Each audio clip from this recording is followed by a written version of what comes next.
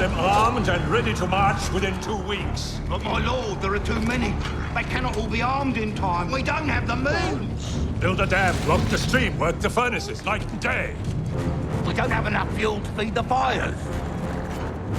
The forest of Fangorn lies on our doorstep. Burn it.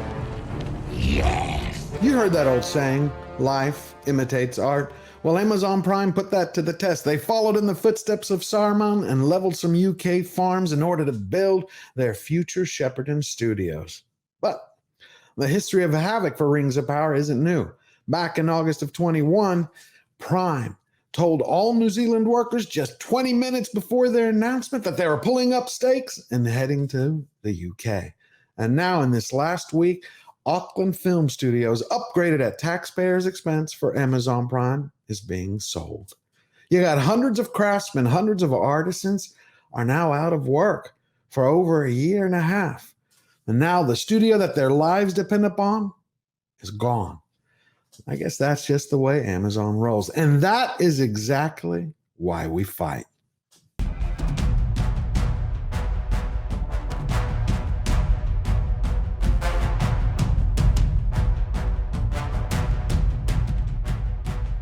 Welcome, everyone.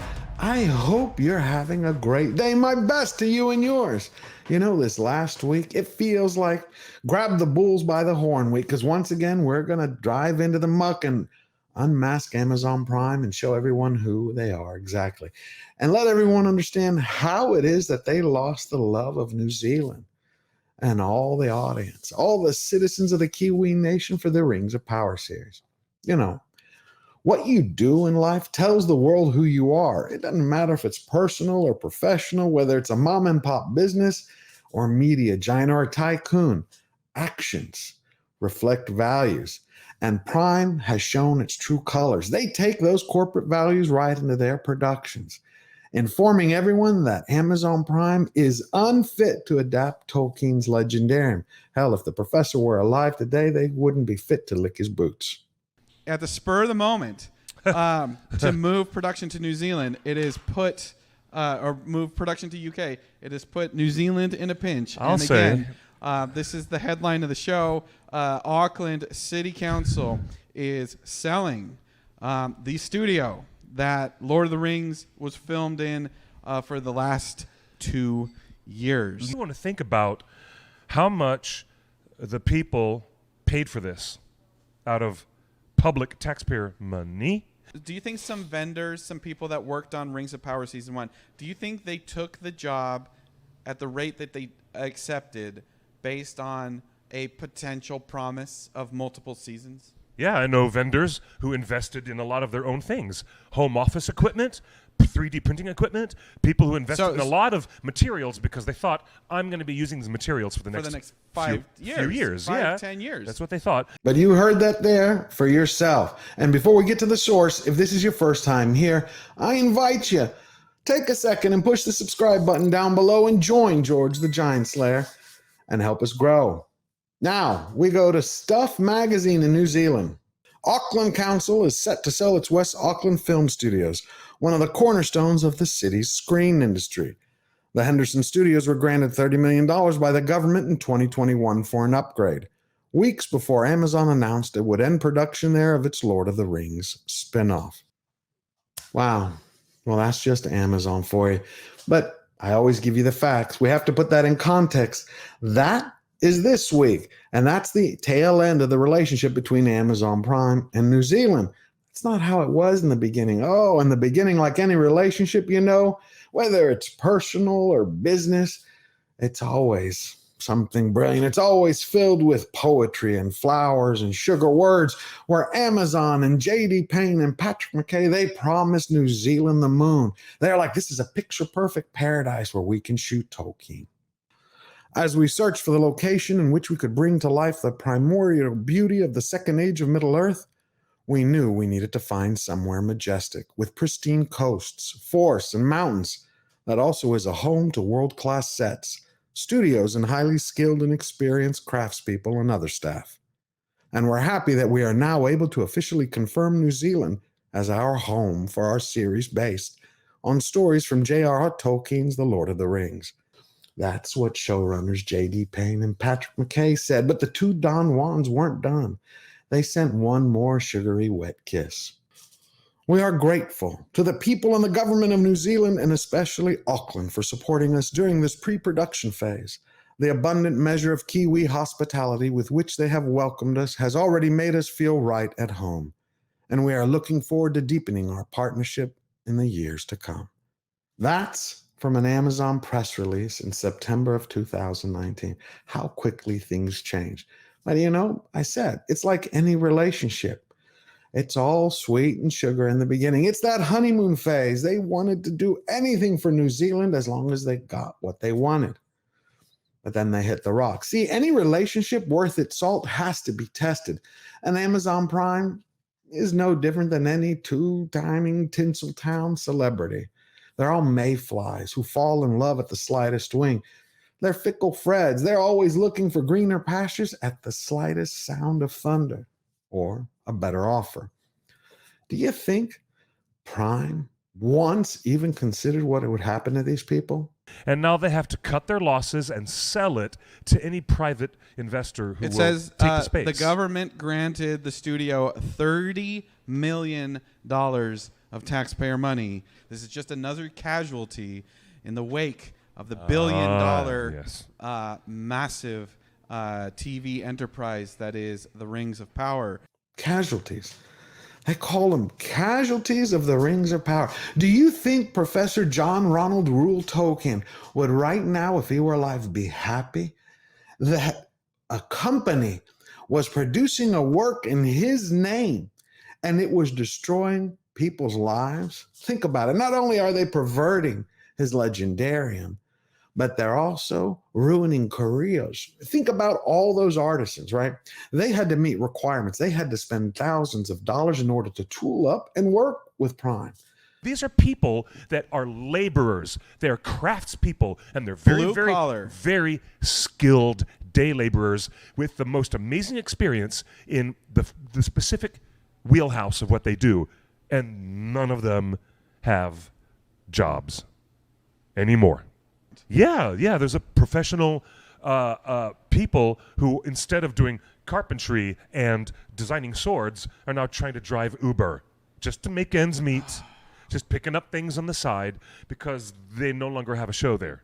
The studio sitting here telling them, hey, we need people who can meet these certain requirements because we're going to be here for 5 years minimum. It's a 5-year shoot. So all these people, many of them drop their customers, whether they're carpenters or painters, wardrobe specialists or special effects wizards or blacksmiths and forgers. They had to drop everything and go, hey, we can handle it. Here's the proof. We're ready. Did Prime respect them? Will you be the judge of that?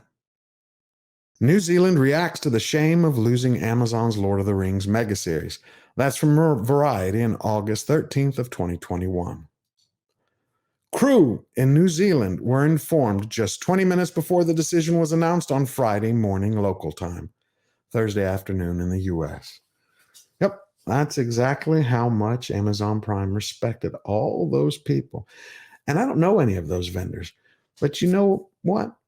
Anyone who worked in Peter Jackson's series and anyone who tried to work in this one, you probably can bet that they love Tolkien's masterpiece of mythology. You know that.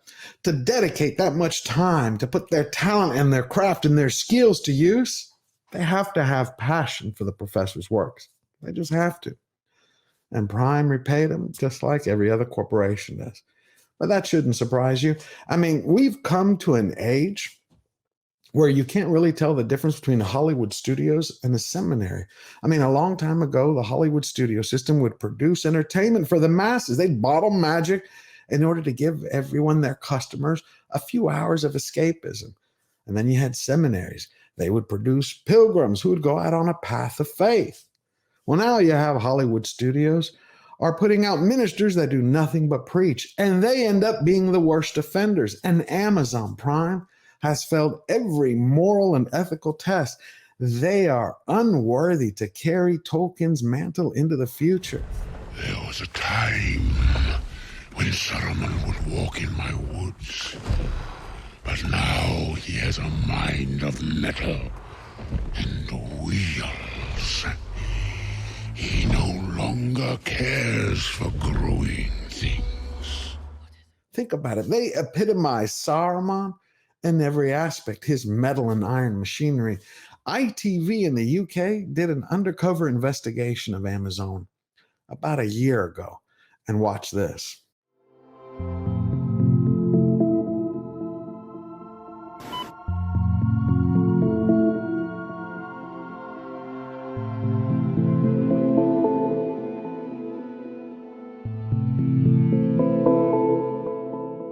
So from a Friday to a Friday, our target was approximately 130,000 items a week. The target to destroy from one centre was 130,000 items. Yes. And how did that make you feel when you knew that? I gasped. There's no rhyme or reason to what gets destroyed. Dyson fans, Hoovers, the occasional MacBook or iPad. Or the other day, 20 bins filled with thousands of COVID masks still in their plastic wrappers.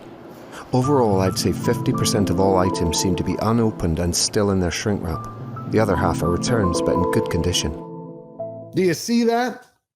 Look at that. One undercover worker in there, one whistleblower showed how one warehouse in the UK out of the global 175 warehouses destroyed 130,000 products a week. A week. You're talking from cell phones to gadgets and gizmos, hair curlers, brushes, books, anything, movies. Someone sends them back. Do they put them back on the shelf? Do they sell them at a secondhand rate? No. In the trash. And these are the people lecturing us. Unbelievable. But you know what? We have good news. In my last video, I shared with you that season 2 is delayed. And now Amazon, even though it's bad news for New Zealand today, I pray that they're going to find another bigger studio to come in, gobble up that Auckland studio and give everybody back their jobs. But right now, Amazon Prime has lost, I bet you, the majority of New Zealanders. They're not going to be watching the Rings of Power. And that's because everyone continues getting the message out about who Prime is as a studio, who they are, and what values they share. They are not worthy of carrying Tolkien's name on their masthead. He actually mentioned this in a letter that I think is worth quoting, that he wrote to me when I was in South Africa. And he spoke of the tragedy and despair of all machinery laid bare. The ultimate aim of the elves is art and not power, whereas men have taken the solution of power represented by the machine. The ring is the ultimate machine because it was made for coercion, made by Sauron to coerce. And that is why the only solution to the problem of the ring, as the wise at Rivendell saw, was its destruction. He wasn't an unreasonable man, he wasn't an eccentric, he wasn't absurd. And of course he recognized that one must live in the world to an extent as it is. So he had a telephone, he even had a tape recorder when they were quite newfangled. But as a vision of how the world could be, the machinery of telecommunications, just as much as the airliner, no, they were not what he wanted in the world. And if you want to keep pushing forward, you remember what to do. That we never bow down, we never bend the knee. Firmly defiant. Step up, stand tall, and get busy living your best life now. Always forward.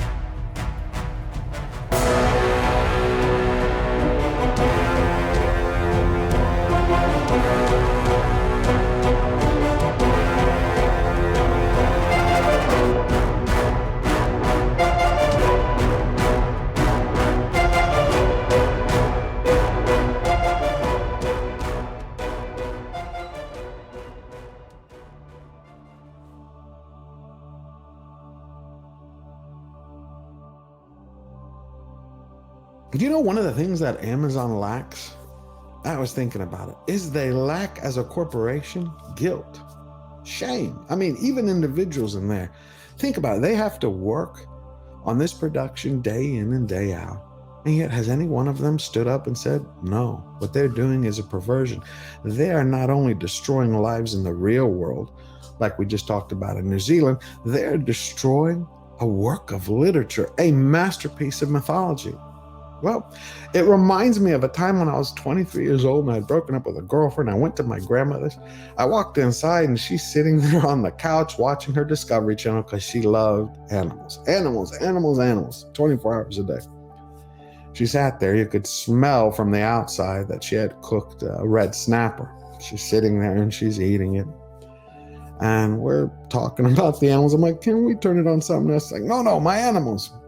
So she's eating the fish. She's picking it off the bone. She would never like fillet it. She always enjoyed that flavor. And she's like, how are you doing? I said, good. She's like, good? You just broke up. Have you thought about what went wrong? I said, didn't do anything. It's like, you were in a relationship and you didn't do anything wrong. So you're blaming it all on her. And I'm like, well, it was kind of her fault. And she goes, where's your shame? I'm like, what? She's like, guilt. She goes, guilt is a teacher. Guilt is a tutor. Guilt's a mother and a father. It guides you and it shows you. She goes, do you have no little guilt over anything you did wrong? I'm like, what? She's like, guilt. Did you do anything wrong? You don't think you did anything wrong. Okay, she goes, she says, let's say that somehow you're perfect in this relationship. Did she do things that you didn't like? I go, yeah. She goes, did you ever tell that to her? Not all the time. She goes, well, there you go. Fault. You didn't speak your mind. Therefore, she did something that bothered you and you continued not mentioning it, not talking about it. You let that go. She thought it was okay. So she did it. And guess what? Here you are now. She goes, see, guilt teaches you. It's like when you don't have it, you're missing half a compass. I'm like, all right. She goes, you need guilt to guide you. It tells you what you've done right and what you've done wrong. It also shames you in a way, so you will do something about it. So you will reflect on where you came from, and then you'll know where you want to go. She continued eating her fish. And she's like, do you want a piece of this meat? And she always would pull out, that gray part of the fish that's right near the fin. I hated that. I never ate it. She goes, you need to take a bite of this. I know you don't like it, but you need to just to enjoy the sweet meat. I'm like, all right, but I don't want it. She goes, guilt is the same way. You don't like it. It doesn't feel good, but it gives you the wisdom you need to know how to better yourself. She finished off the fish, and if she were alive now, God bless her, she'd kill me for saying this. Then she licked her fingers. She got up, she put everything away, washed her hands, we're in the kitchen.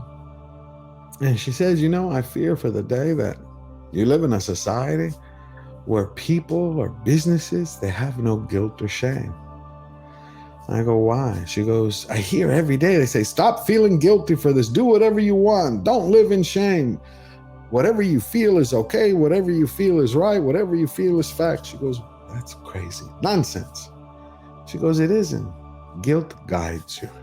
And you need a little of it. Don't let it overwhelm you, but you need some of it. Because if you live without guilt and shame, she goes, you're living without half a heart. And that means you're living a life of lies. I took those words and I remembered them.